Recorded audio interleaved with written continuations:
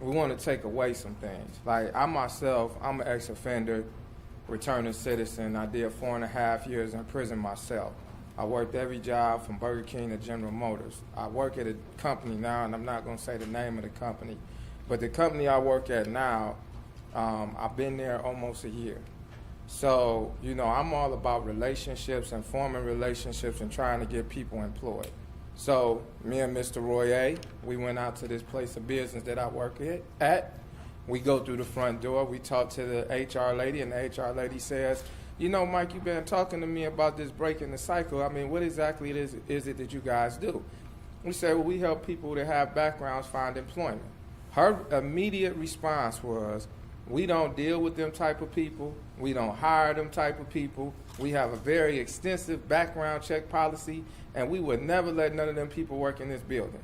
So, of course, my inner me is screaming like, I work here. Like, you understand what I mean? See, to me, like, without these relationships, some employers are just programmed to tell you no.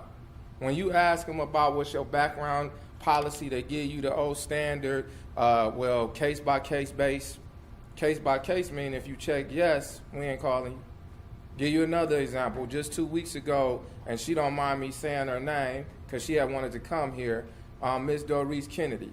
She's been a person that's been involved with breaking the cycle for about 4 or 5 years now. She's been rehabilitated herself. She's college educated. She's worked several jobs. She's helped us at our other job fairs and at our voter registration events that we've done. So she was working through this one temp service that kept her working the last 2 years, making about $9 an hour. Before we went down to Atlanta to do this same event, she sent me a text message. She said, Mr. Jones, I'm so happy. I got a job opportunity making $14 an hour.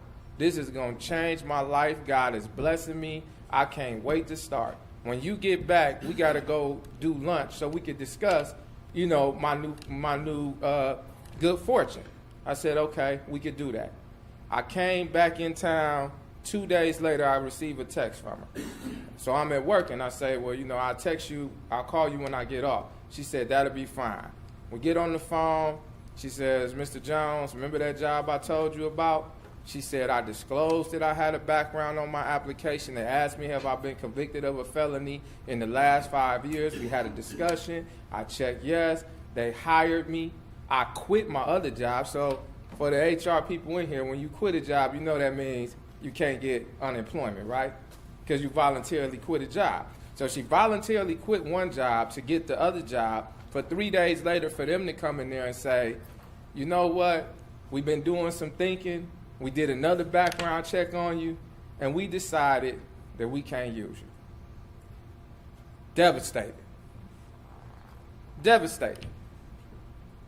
That's the type of things that we trying to avoid by having these HR meet and greets with employers.